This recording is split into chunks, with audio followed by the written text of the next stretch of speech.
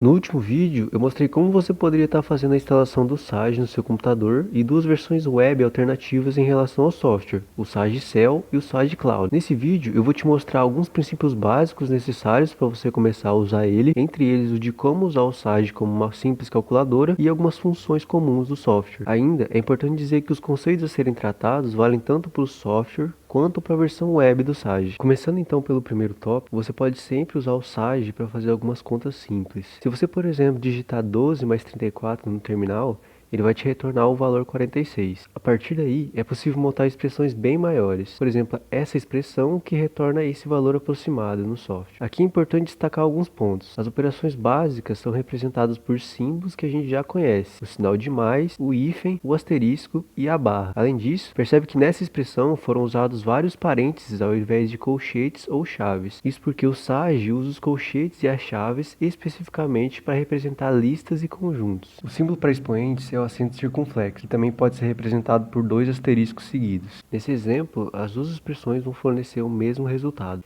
E mais uma coisa, números decimais são representados com ponto ao invés da vírgula no Sage. Quando se trata de funções polinomiais, como por exemplo a função 2x² menos 5x mais 2, é necessário você adicionar um asterisco entre o coeficiente e a variável para representar a multiplicação. Nesse caso, no Sage, essa função deve ser escrita dessa forma. O que eu disse para você até agora foram algumas instruções de sintaxe do Sage, que são algumas regras para a construção de expressões na linguagem dele. É necessário ter elas em mente sempre que você for executar uma função dentro do software. E a primeira que eu vou te mostrar agora é a função sqrt, que é a função que calcula raízes quadradas de números. Por exemplo, quando você digitar 81 no argumento dessa função, o Sage vai retornar como resposta o número 9, que é a raiz quadrada de 81. Agora, se você usar a função para calcular a raiz quadrada de 8, ele retorna o seguinte, 2 vezes a raiz quadrada de 2, que é a forma simplificada da raiz quadrada de 8. E essa é em geral a resposta que o Sage retorna quando você utiliza somente números inteiros na expressão. Se você precisa da forma decimal, você pode adicionar um ponto zero depois do 8, que ele vai retornar uma aproximação para a raiz quadrada de 8. Para raízes de ordem superior, você pode calcular elas usando os expoentes, por exemplo a raiz sexta de 64.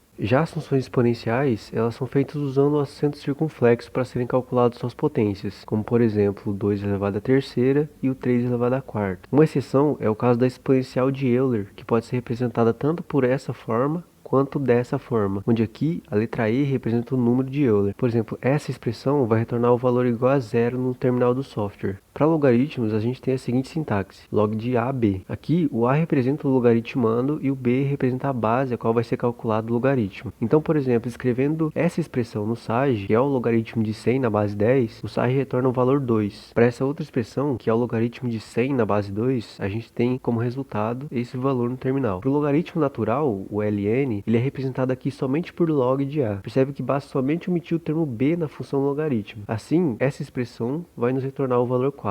As funções trigonométricas no Sage são bem intuitivas e fáceis de serem assimiladas. As funções seno, cosseno e tangente são representadas por essas expressões, onde A deve ser um ângulo em radianos. Por exemplo, ao escrever essa expressão no Sage, onde π aqui representa o número π, o software retorna 1 sobre 2 vezes a raiz quadrada de 3, que é a solução exata para esse valor. Às vezes, é inconveniente você ter as soluções dessa forma, como no caso do cosseno de π sobre 12, que contém várias outras raízes. Uma alternativa é usar a função n, que faz aproximações decimais do que é colocado no seu argumento, e que também pode ser escrito com n minúsculo. Então, escrevendo n cosseno de π, o software retorna um valor aproximado para aquela expressão. As outras funções trigonométricas, a cotangente, a secante e a cossecante, são representadas por essas funções. E por fim, as funções trigonométricas inversas podem ser todas representadas adicionando um ARC como prefixo das funções mostradas. Por exemplo, se você digitar essa expressão no Sage, ele vai retornar o valor 1/6 de π. Da mesma forma, digitando arco tangente de 1, vai gerar o valor 1/4 de π como resultado.